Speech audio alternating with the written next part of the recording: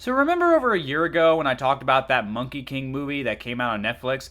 Yeah, if you saw that video, then you know I didn't really like that movie all that much, mainly because it had one of the most agonizingly awful and unlikable main characters ever. But here's the thing, I got a decent number of comments saying that that was the whole point, and I apparently missed it. No, I didn't miss the point. I literally said I understood it, I just didn't like how they wrote the character. I get he was supposed to become a villain by the end, but the story of Sun Wukong is supposed to be a fall from grace. And it's kinda hard to do that when there's no grace to begin with. What I'm saying is Transformers 1 did it correctly. And there's my segue to talk about this amazing movie again. Like, we're all in agreement, right? Transformers 1 is so much better than anyone expected it to be. It's been a while since I've seen marketing fumble a good movie this badly. God, why couldn't this movie have the marketing that Napoleon had? Seriously. But along with the marketing, I think there was one other problem this movie had against it, and that would be Transformer fatigue. Kind of like what Marvel's going through right now. I think people were just fed up with Transformers in general. After over a decade of shitty Michael Bay movies, people were just tired of them. Even the previous two movies, which weren't directed by Michael Bay, still are evidence that people were just getting bored of Transformers and didn't really care anymore. So along with the bad marketing, even though this is clearly a brand new take on the franchise and not a Bayformer movie, it just wasn't enough to get people to go see it. Not to mention it was released around the same time as both Beetlejuice and The Wild Robot. So it really was an uphill battle for this movie to do even okay. And sadly, it didn't even do that. The film sadly bombed at the box office despite everything a certain Twitter account tried to do to help it along. We commend you, soldier. You did your best. Nah, we as a society failed this movie. If there was any animated movie that deserved to be a success this year, it was this one. Meanwhile, Moana 2 had the single highest grossing opening weekend for an animated movie, making nearly 4 times what this movie made in its entire run. Fuck, life is so unfair sometimes. Now look, I know this isn't Disney's fault or anything. Paramount themselves are to blame for this movie's shortcomings because it just seems like they didn't believe in it at all. They didn't market it well, they released it at a bad time, which is a damn shame because you can tell the people behind it really love Transformers as a franchise, especially with how they wrote their villain, Sentinel Prime. So we're not getting demoted. Demoted?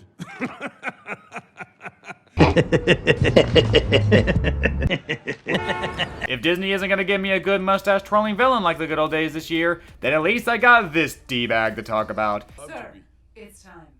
Yes. Can you tell the Sentinels to do shit or not?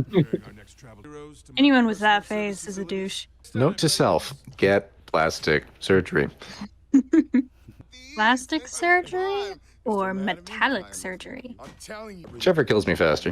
When I first saw this movie, I was able to predict right away that this guy was gonna be a villain. He just had all the signals that pointed to it. He's a pompous douche, he was a politician, he had a giant-ass spider lady as his henchman, he works with Dr. Disrespect, yeah, he's just the worst. And turns out, yeah, he is the worst, as it's revealed halfway through the movie that he's been giving away all the energon that our main characters have worked their butts off and nearly gotten themselves killed mining for to their mortal enemies. These creatures called the Quintessons. Ah, tentacles. In every universe. Spread them cheeks, Sentinel. And the reason for that? Well, it's simple, really. He's a douche. He wanted to live a lavish life and be treated as a king, so he betrayed his former friends the Primes and brutally killed them all. And on top of all that, he is such a dick about it. Like how he'll gloat about it to Alpha Trion before killing him, or how he literally tortures D16 and burns the Decepticon logo onto his chest. God, I miss villains like this. Do you hear me, Disney? Oh, of course you don't. What am I saying? But what makes Sentinel such a great villain isn't just how he impacts our main character, Orion Pax, and forces him to put things into perspective, but also how he unintentionally created a far worse monster in another. How his lies and deception created the one who would go on to tear Cybertron apart. And that monster became none other than Megatron. Oh my god, is Megatron just one of the best written villains I've seen in forever. In this movie, I mean. Like I said before, I'm not super familiar with Transformers, but I got the gist. I know who Optimus Prime is, I know about Cybertron and Sam Witwicky. I remember playing the 2007 video game on the PS2 while jamming a 1,000 Foot Crunch in the background. Ah, those were the days. But man, did this movie just nail writing one of the most tragic yet relatable villains I think I've ever seen. Like, you know at the end of the day, he's in the wrong, but you completely get it and even sympathize with him a little. And what makes it work so spectacularly is that we witness what he was like in the beginning. We see the world he lives in, the frustration he deals with every day, and the people who he spends his time with. He's content with the average life that he's built for himself and gets through it thanks to his adoration of the Primes, primarily one named Megatronus. He's also best friends with another miner named Orion Pax, who's almost the polar opposite of D, as while he's content with his mediocre existence, Orion is an unrelenting optimist. Oh my god, that's why he's called that! I'm literally just realizing this as I write the script. Wow. I am an idiot. Optimus Prime, because he's always optimistic. Yeah, I'm a dumbass. Anyway, Orion is an optimist who wants to be more than meets the eye. Get it? And prove to all of Icon City that he can be more than just a simple miner. Once he's proven himself, Dr. Disrespect will want nothing to do with him. See, the joke there is that he won't be a miner anymore. And Dr. Disrespect, he likes miners, and that's become a real meme with this movie. Says it so viciously too, like, oh my god. It's really funny. Miners!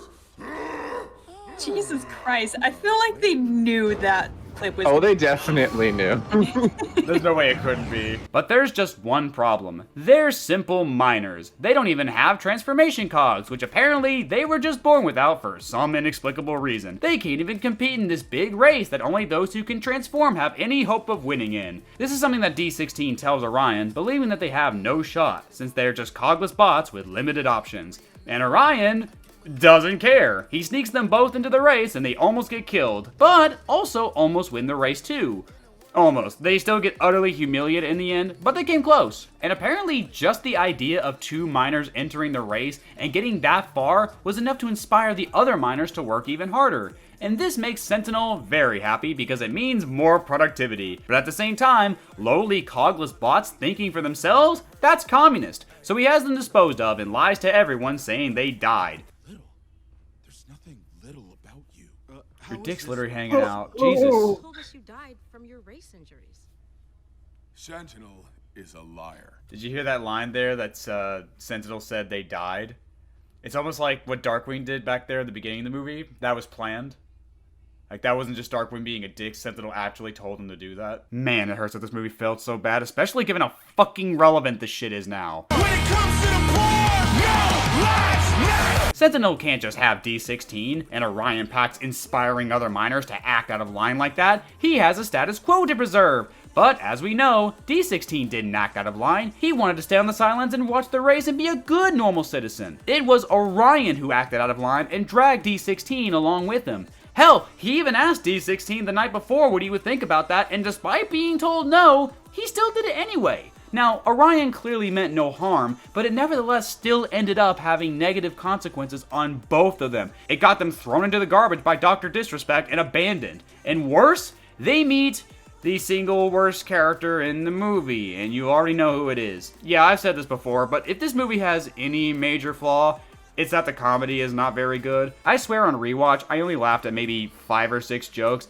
and none of them were from Bumblebee. This just feels like an executive meddling with the story saying, it's too serious, it's too dark. Make B this really annoying guy with awful quips and have him be awkward. And now I look forward to when he gets his voice box ripped out. It's gonna be glorious. But ignoring him, this is where all the pieces start to line up for D16. He was content with his life, and now thanks to Orion, he's stuck in the trash. But soon they make a startling discovery of where the Prime's last location may be, and D doesn't want to make things worse and refuses to go.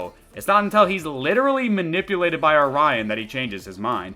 This becomes a recurring issue. They head to the surface, follow the map, reawaken Morpheus, and it's here that they learn the shocking truth of Sentinel. How for the longest time, he truly has been a douchebag. Turns out he's been giving away the energon that everyone needs to simply feed themselves to their greatest enemies in exchange for status and power. On top of that, he actually removed their transformation cogs before they were even born to force them into a role they can't fight against.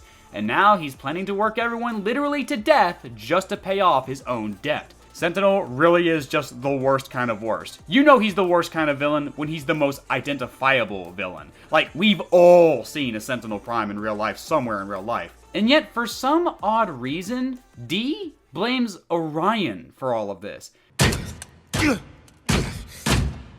You just had to do it, didn't you? Me? What did I do? I mean, you did do a lot, Orion.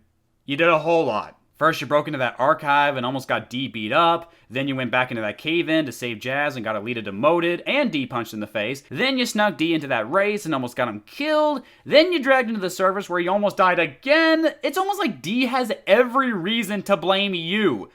And this is the very moment where it becomes clear just how different these two brothers can be. Because up until now, Orion, while making mistakes, has always had good intentions. When he broke into the archive, it's because he wanted to learn more about their history. When he went back into that cave to save Jazz, it was simply because he's a good person. And when it came to the race, he truly thought at that moment that this was what was best for D. The problem is that D's actually right. Orion didn't stop to think about how his actions do have consequences, how his blind optimism doesn't always pan out for people. But while Orion is still, at the moment, thinking about the bigger picture and how to stop Sentinel, for the first time ever, D speaks for himself, and he makes that point very clear with this famous line. Hey, don't you want to stop him? No, I want to kill him! And this is it. You can pinpoint the exact moment where D16 begins to die and Megatron is born. For you see, it wasn't just Sentinel who took advantage of him. Yeah, Sentinel made him a slave, lied to his face, and then threw him away the first chance he got, but it wasn't just him who made Dio feel like he didn't matter.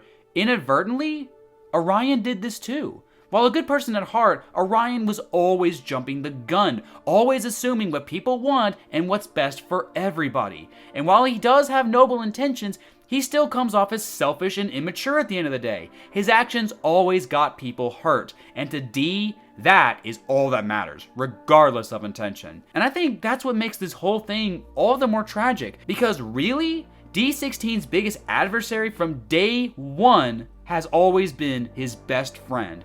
And now that he has his own cog and can transform at will, take control of his own destiny, why should he let Orion, no, actually, why should he let anyone tell him what to do again? Answer, he won't. Bear witness! This is the last time I show mercy. Follow me as we march on Iacon and I take down Sentinel once and for all!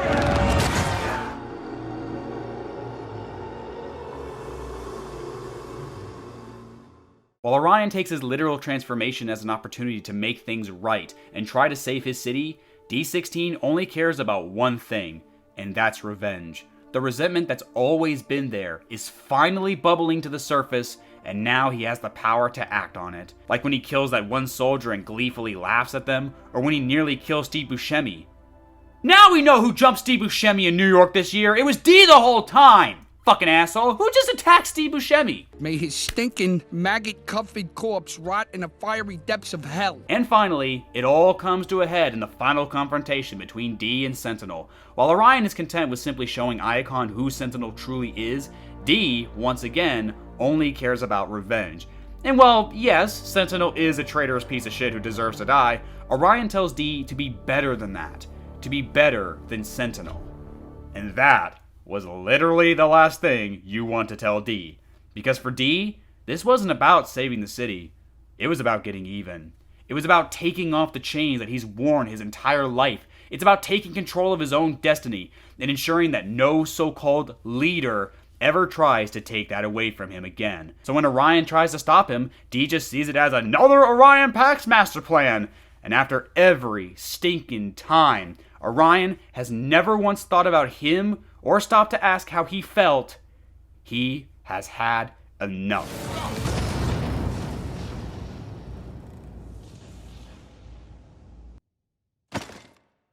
No. Why did you do that? Why? No. I'm done saving you.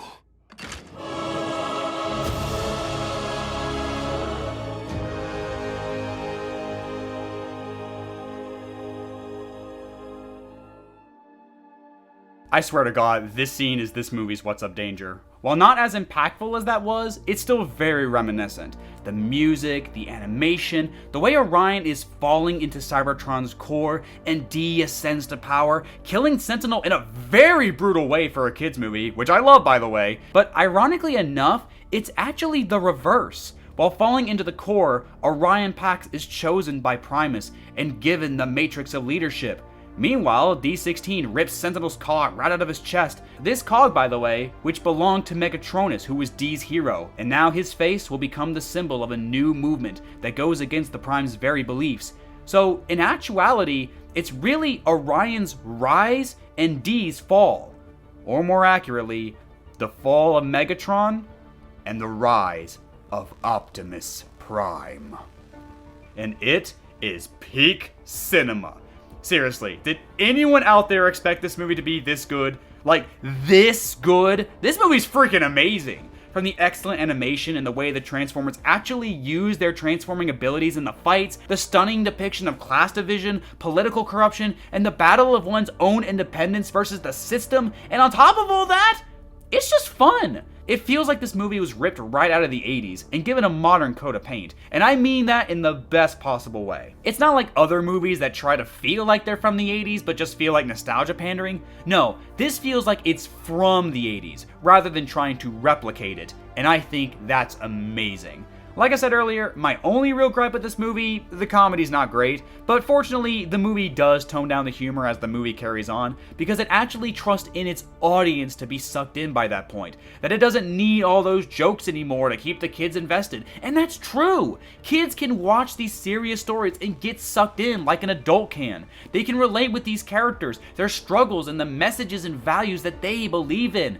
Kids are gonna watch Orion Pax go from being an immature and rash Optimus to a leader who actually thinks before he acts, who puts other people's needs before his own, even if it means fighting the one person he used to call his brother. And I am so thrilled that kids who saw this movie are gonna come back to this movie years later and cherish that lesson all the more. This is a movie that has something for everybody. Hardcore fans of Transformers, casual fans of Transformers, outsiders, animation buffs, kids, adults, everybody. It's just amazing.